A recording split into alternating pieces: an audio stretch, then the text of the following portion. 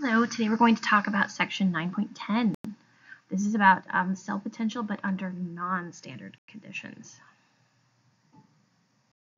So far we've been looking at cell potential like this, which means that it's under standard conditions. For standard cell potential, our standard conditions are 1 molar solutions, 1 atm pressure, and 298 Kelvin. Now, in reality, we're probably not going to be at those conditions. So if you change the temperature, if you change the pressure, if you change the molarity, that cell potential is going to be different.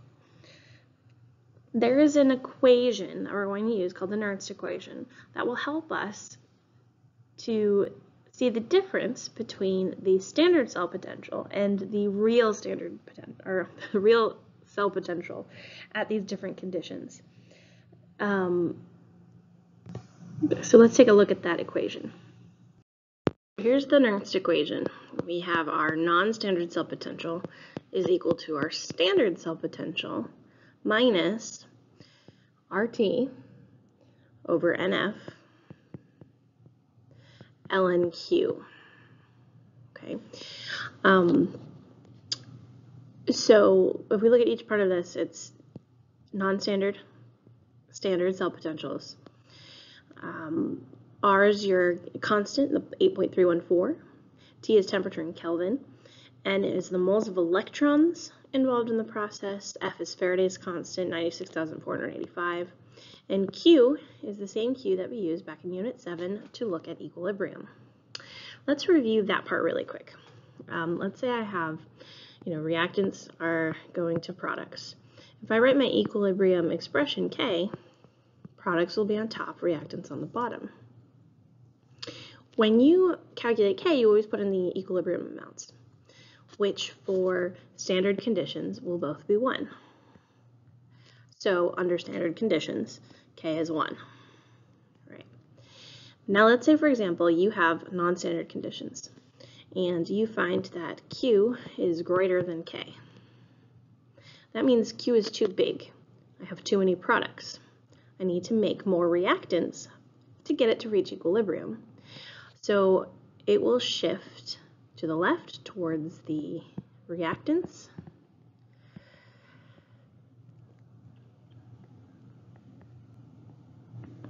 And if we look at that mathematically, if Q is larger than 1, okay, then this whole term will be a positive value, and so it will be less than the standard potential, which makes sense because you're shifting in the reverse direction, so it won't produce as much of that voltage. Okay.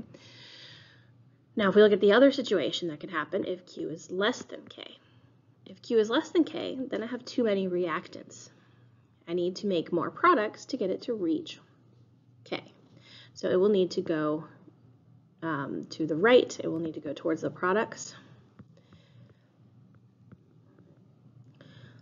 Which means that because Q is too small, this fraction is less than 1, and so this term will be negative because of the natural log of that fraction. So when you're subtracting a negative, it's like adding a positive, and so your non-standard cell potential will be greater than your standard cell potential. And that makes sense because you're going towards the products, you're driving the forward reaction, so you're creating more of a potential difference. Right? So sometimes you might be asked to plug in values into the Nernst equation, although that's pretty rare for the AP exam. More common is they'll ask you to predict something like this using the value of Q. So if you can remember the shortcut here with Q, then that's great. Let me actually summarize this a little bit better. If it goes in the reverse direction, so your cell potential will be less than your standard cell potential, and for this scenario, your cell potential will be greater than your standard cell potential. There. So if you can remember that kind of pattern based on the size of Q, then you will be good for the Nernst equation most of the time. Okay, so the last kind of thing I want to look at here is concentration cells. So A concentration cell is when you have two half cells that are the same element or the same reaction going on. So a good example would be if I have one half cell might be copper 2 plus 2 electrons yields solid copper, and my other half cell, the reverse would be happening. So copper yields copper 2 plus 2 electrons. Now normally, if you did this at standard conditions and you were to hook those two things together with your wire and your salt bridge, you have to have the salt bridge, if they were the same molarity at standard conditions, nothing would happen. There's no difference between the two. But if you have different concentrations, you can produce a voltage between them. So let's say, for example, I have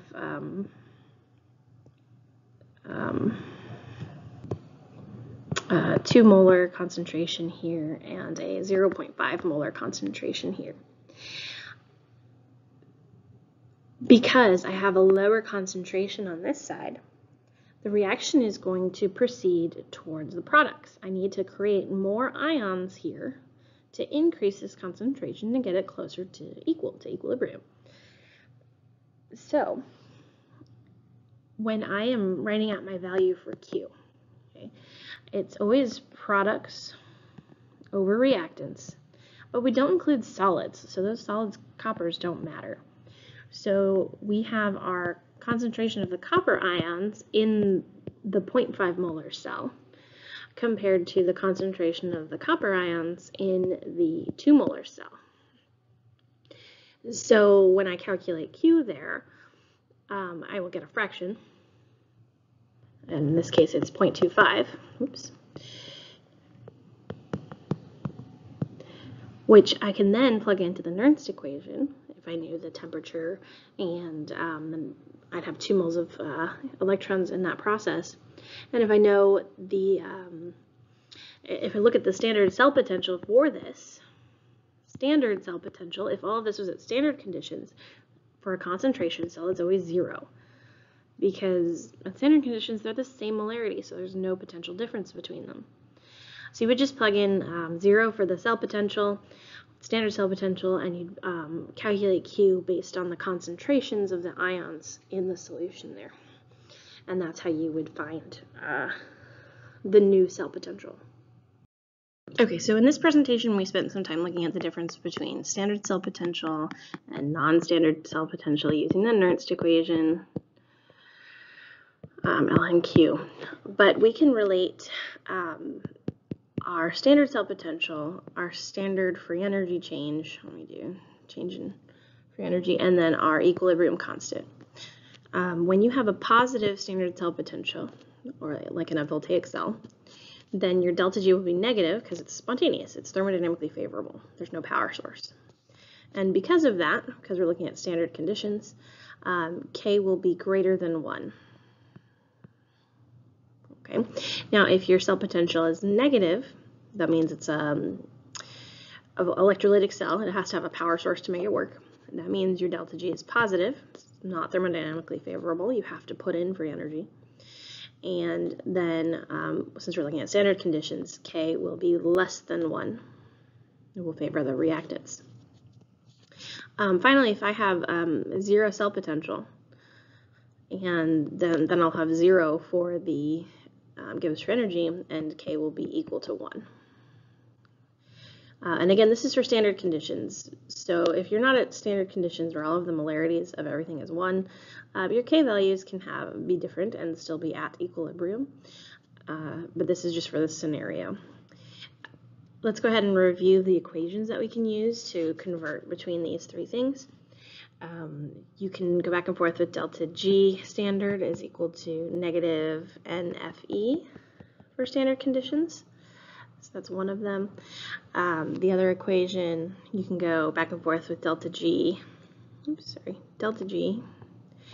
equals negative RTL and K to go back and forth with free energy and equilibrium constant. And then if you were to rearrange these 2 equations so that I just want to look at standard cell potential and equilibrium constant, I can rearrange them to get rid of the delta G and solve for the standard cell potential is equal to RT over NF lnk. So that's how you would get that standard cell potential from the equilibrium constant.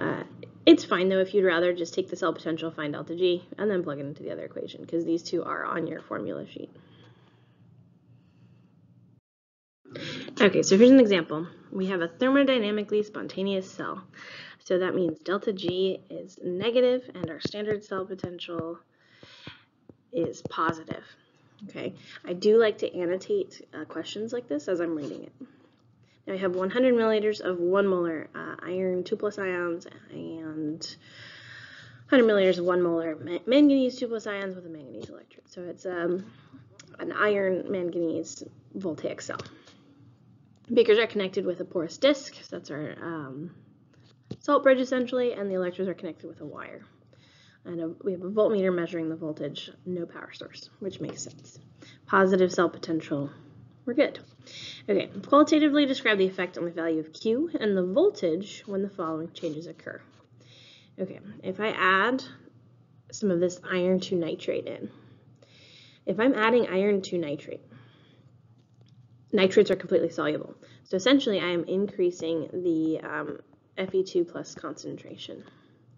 So if I have more of the Fe2 plus concentration, remember that Q is products over reactants, I'm increasing the amount of reactants. Okay? That is going to make Q too small because we're increasing the denominator. In order to reach equilibrium again, we need to proceed in the forward direction.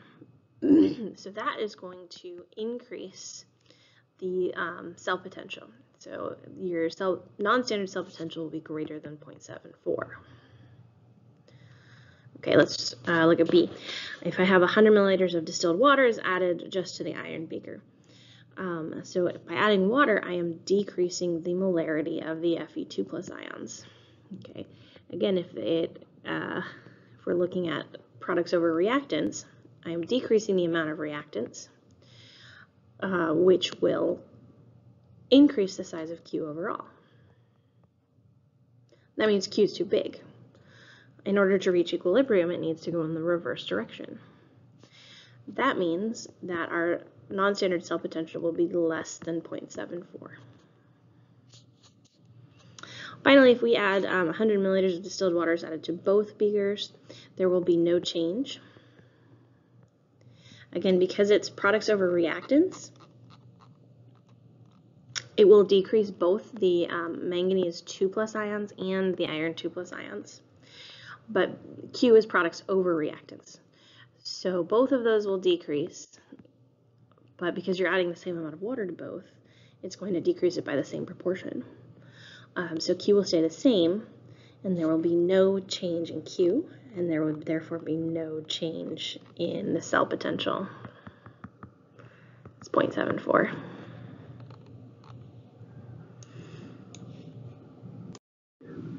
Okay, so now we have a concentration cell, and we have zinc ions in both of them and zinc metal in both of them. But on the left beaker, we have 1 molar concentration, and in the right beaker, we have a 2 molar concentration.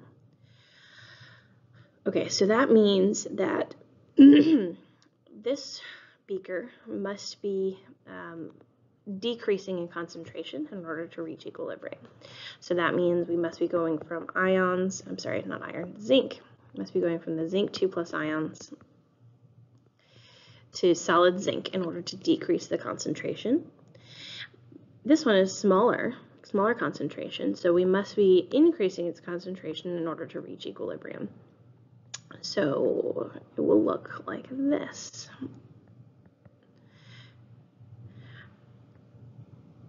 So it says calculate the cell potential when the right beaker is filled with 2 molar concentration. In this scenario then, it's products over reactants. Well, the solid part doesn't matter, but the ions do. So I have the 1 molar ions on our product side. And then for our reactants, I have the 2 molar zinc 2 plus ions, and the solid zinc doesn't matter. So my value for Q is 0.5. Then it says to calculate the cell potential, so I need to use the Nernst equation. I'm running out of space. So you would say the non-standard cell potential is equal to the standard cell potential. Okay, well I have 2 of the same cells, essentially 2 of the same half cells connected to each other, and at standard conditions they would both be 1 molar. So my cell potential would be negative 0.76 plus positive 0.76, which would cancel out to 0. So concentration cells will always have a standard cell potential of 0. And then you do RT, so 8.314, times our temperature in Kelvin, which is 298, over NF. N is the number of moles of electrons involved, and F is Faraday's constant, 96,485, times ln of Q, or ln of 0.5, which we calculated. Sorry, I had to cram that in there. So you would do, I always do the natural log first, natural log of 0.5, which would give us a negative value, and then times 8.314 times 298 divided by 2 divided by 96,485. And because we're subtracting that negative value, it winds up being a positive value, but it is quite small, 0.0089 volts for part A there. Then it says identify the cathode and nano and draw an arrow to represent the flow of electrons. So we already wrote our half reactions here. The zinc on the left is losing its electrons, so this is oxidation. The zinc on the right is gaining electrons, so it must be reduction. Oxidation happens at the anode, reduction happens at the cathode, and electrons always travel from the anode to the cathode, so electrons are traveling in this direction, and our potential in our voltmeter is 0.0084.